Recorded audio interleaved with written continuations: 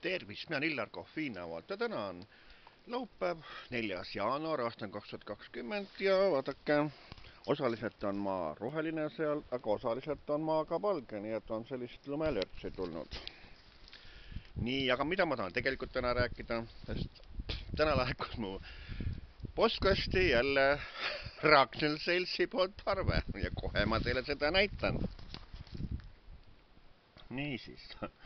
Ragnar Selts saadab arve, et hea klient pealt hakkad. Mina tean, et mina olen nende klient mitte kunagi olnud. Et mingisuguse sundliitmise teel on kliendiks saanud, mida ma ei aktsepteeri, ei tunnista sõnaga ja siis on mingisugune arve summas 10.28 pandud, et no see on ikka päris sükene asi, mis saab ikka päris naerma, eks ole, et tahavad aga raha saada, et mul ei ole nende prügikonteinerid vastu võetud, ega me ei ole nende klient kunagi olnud, aga näete, hea klient veel takka otsa ja arve 10.28, et no... Et sõnaga ma ei saa aru, millal ükskord kaob see nii-öelda raha väljapressimise mahvi ära. Sellepärast, et kui inimene, elanik ei ole sõnaga allkirjastanud lepingut vastavat, et ta soovib klient olla, siis ta ka see klient ei ole kuni võtta, eks ole. Aga et mingisugune sundliitmine Eesti Vabariigis eksisteerib, et mingisuguse raha väljapressimise eesmärgil, et see on ju kuritegu, aga kui sa saadad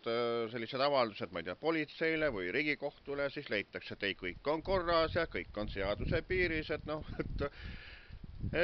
ei oskagi nüüd öelda, mis vabariik see Eesti Vabariik on, et on ta pättide vabariik, maffia vabariik või ma ei tea, mis asi ta veel on siis. Et ega Riigikoguski muud ei tehta, kui päevast päeva üks kuradi trall ja tants käib ja sõnaga, et ministrite vahetused ja üks laimab ühte, teine sõimab teist ja siis kui keegi näitab mingi pakk näppu või seal Riina Sikkut näiteks märgilist tähendust, siis Mart Helme ütleb, et on talle näidatud, kui tegelikult ei ole talle näidatud, et kui Riigikogus millegi muuga tegeleda ei ole, siis üks asjaga tegeletakse, aga kas sellega tegeleda, et võeta see jäätmekäitlusseadus uuesti päevakorda, et teda muuta sõnaga, selles nagu ei ole neil üldse mingisugust huvi ja sõnaga, et rahvas hakkab maksku,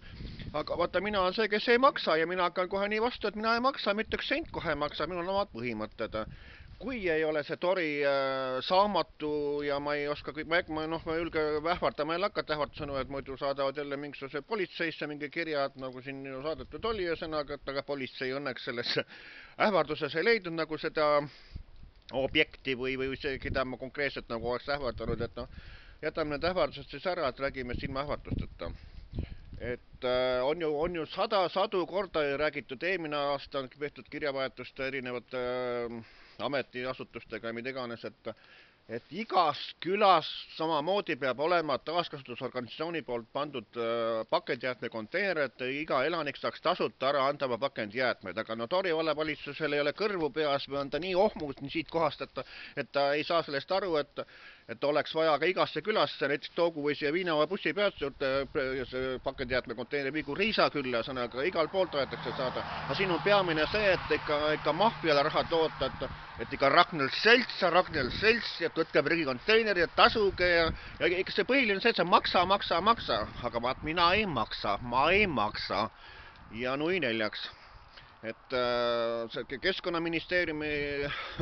need tegelased on ju sellised, ma ei hakka jälle ütlema, mis nad on, muidu on jälle politseisse avaldused, mõelge ise selle koha peal, mis ma öelda tahan.